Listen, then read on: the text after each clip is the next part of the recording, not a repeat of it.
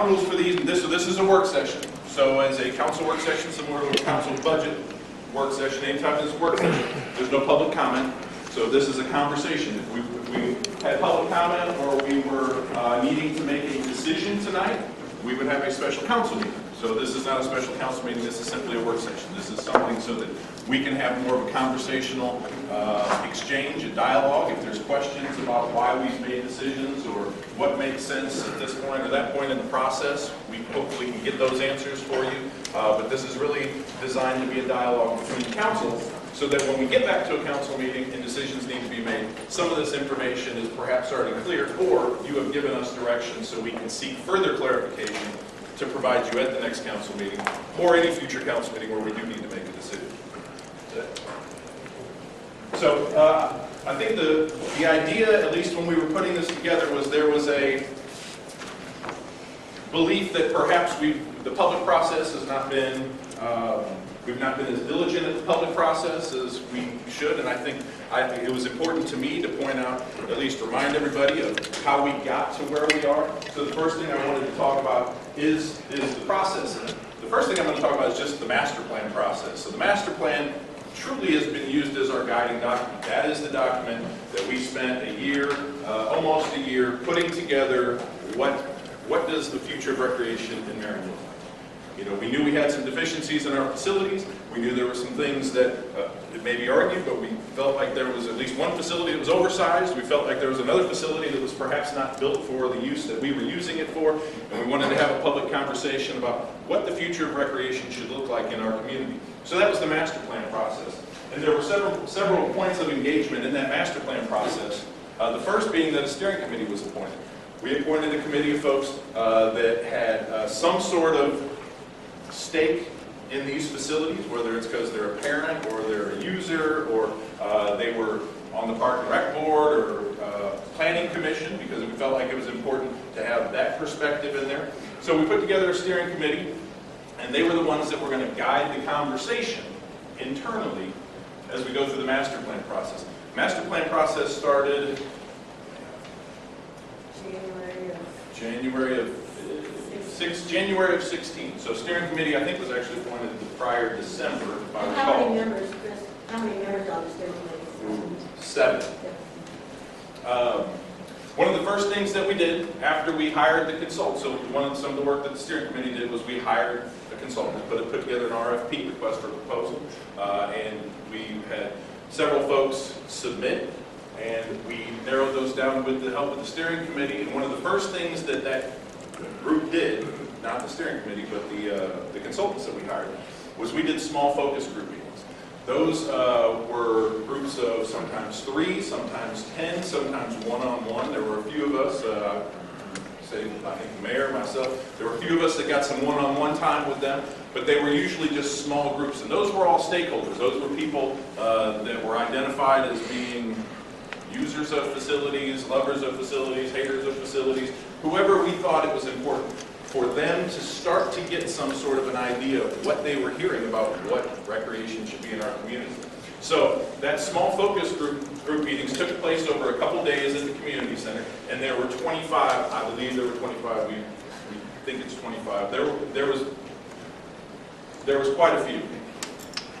What they heard from that and the things that were reported out from those stakeholder meetings was turned into a statistically valid needs assessment survey that was sent to residents randomly throughout our community by ETC. ETC we're all familiar with, they do our satisfaction survey. So they sent out a needs assessment survey. We needed about 320 of them for it to be statistically valid. We ended up getting 522. That puts it within about 4.3, 4.4%. Yes, sir. So how many, because this has been brought up the whole time in the meetings, how many surveys got sent out? Do we know that? They usually send out about 700 to start, assuming that we need about somewhere in the 300 range, and then they keep doing them until they get a number back that's Because it keeps statistically being brought up that Yeah. so few got to give their opinion on surveys. That's what I'm asking. Yeah, that's we hear that quite often with surveys. It's a statistical, I wouldn't say certainty, but it's how they do surveys. It's how they do statistical doesn't statistically valid refer to that the response is statistically valid for whatever questions are asked? Absolutely. So if the questions are not asking the right thing, the survey may not be valid from that reason. If they weren't asking the right things, or we didn't ask things, then we don't have answers to the questions we didn't ask, or if they were That's what I was incorrect. That's how surveys work. Yes, sir. Statistically valid needs assessment survey. So we got 522 people of them came back in. We usually never have a problem getting survey results back in Merriam. We've got engaged folks that like the opportunity for feedback. And based on that information, we put together a facility priority rankings. What were the things that people said that they liked the most? Now, once again, this was a first blush too. This was just, we're throwing out names, we're throwing out amenities. We didn't get down into the weeds about some of the things, but we threw out some larger questions about how much would you be willing to pay, what are the things that you'd like to see the most, so that we could start to craft a larger narrative about, to be quite honest with you, a business plan. If I asked you, what are the 3 things you'd like to see most, then I ask you, what would you be willing to pay? That gives me an idea of the things that we better have if we think we're going to make this amount of money. So we can put together a business plan pro forma based off of some of that information. That information, while I have it out of order, then one of the next things we did is we had a community public forum. Had it down at the community center in the gym. I think we had a tour before so we could show off the state of that particular facility. And we had dot exercises. We said, these are the things that we heard. What would you like to see? And we had walls, we had stations that were set up in there where people could come in. They could learn about the various amenities that we had heard from the survey that people were interested in, because we weren't just going to take the top 3. I mean, there were 30 amenities that people said they'd like to see, excuse me. Then we furthered that with dot exercises. After we told people what we were talking about, what they looked like, what do we mean by this, and that. And from that, we narrowed it down a little bit more. We also, at the same time, had an additional online survey because, as Mr. Weems said, there was a concern that people wanted some level of input that did not get the survey, and they felt like they were being underserved. So we opened up an additional online survey that, well, now it's not statistically valid. It did essentially repeat the same information that we got from the survey. So that we don't count that in the statistically valid needs assessment, but it did help validate some of the information that we were hearing at the public comment session, at the public forum, and at the initial needs assessment survey. Then we had another community public forum. Once we narrowed that down even more and started to put a facility together in terms of square footage. That's another thing to keep in mind. When we walk out of the master plan process in order to build a pro forma, a business plan, we have to start to assemble some sort of square footage. We need this square footage of this type of amenity. You need this. Those are based on market study, because we conducted a market study. They're based on a needs analysis. They're based on return on investment, where we can actually make some money, because that's another important thing in here that I'm going to show you in a second. One of the things that we set out for is, at the beginning of this process, we talked about a vision statement and a mission statement. And I'm going to read them. I know you should read right off the slides, but I'm going to read them off the slides. The following vision presents how the City of Merriam desires to be viewed as it applies to recreation facilities in the future. Our vision for recreation facilities for the City of Merriam is to provide the most up-to-date, modern indoor and outdoor recreation facilities for the residents of our city. Our facilities will be highly efficient, financially sustainable, and will provide the widest age segment appeal for all residents of the city for the next 50 years. And then the mission statement itself, our mission is to provide recreation services to people of all ages through effective, modern, and efficient recreation facilities that maximize everyone's experience and the value of living in Merriam. Those are kind of 2 guiding concepts that we were looking for as we went through this process. And I think that when we talk about the business plan, because I talk about the business plan quite often, we're talking about financial sustainability. That's a piece of our guiding light. You know, when you make hundreds of decisions as you go through this process. As you make those decisions, not every single one is going to come back to some sort of feedback loop with the council or the public. Some of them you just go, okay, which one of these makes the most sense? One of those guiding concepts that we have tried to be very, very mindful of is financial sustainability. I mean, does it make sense? The cheapest thing we're going to do with this facility is build it. We will pay for this facility for the next 50 years. That doesn't mean that We won't subsidize parts of it. Doesn't mean it's going to make money. We didn't set out for it to make money. We're not for profit, but we're also not for loss. If we can sit there and we can have a business plan that says if you put these things in it, we can minimize the subsidy, then I think that we should lean towards that direction if it's not at the detriment, overall detriment of the facility and the enjoyability of the facility by the residents. So once again, these two things help guide,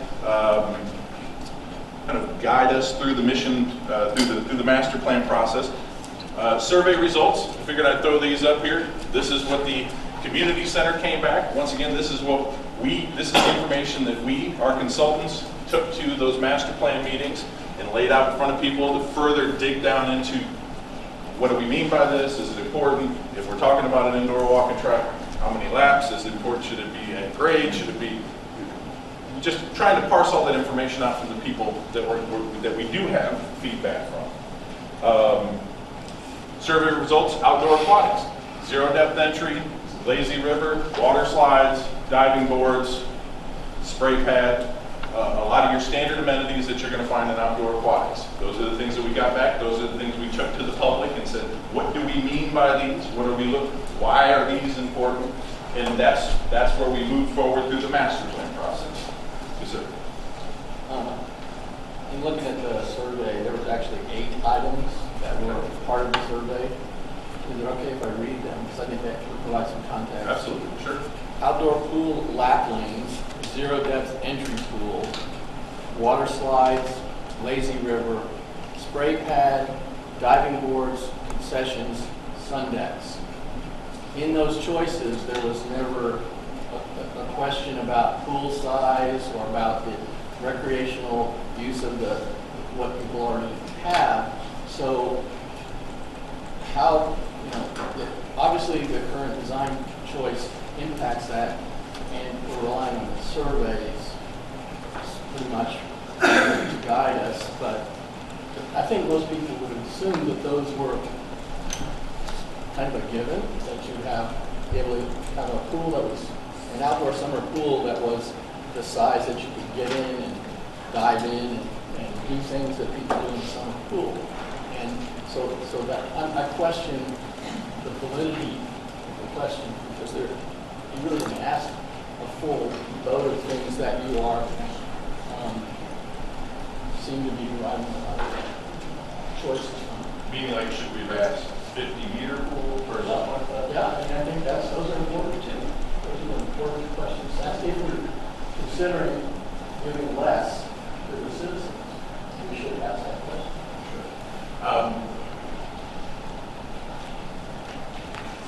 Sorry.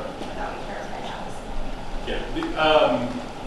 I can't speak to what people thought or assumed. I can speak to the questions that were asked, and I can speak to decisions that were made after that, decisions that have played into it that don't come out in the survey, which are going to be the financials and the subsidy that we're paying for the current pool, and the general belief is perhaps it's just me that remembers that the pool was not the right size, that the pool was oversized. We talked about that several years ago. That in a pool, when the community center, we were talking about the base of the pool needing to be repaired and all that. And that was one thing that came up, and we actually talked about right sizing. That it wasn't, it was too big for the citizens today, and that was brought up several years ago. And I'm surprised to hear you say they're getting less. I think people are getting more. I think that's why.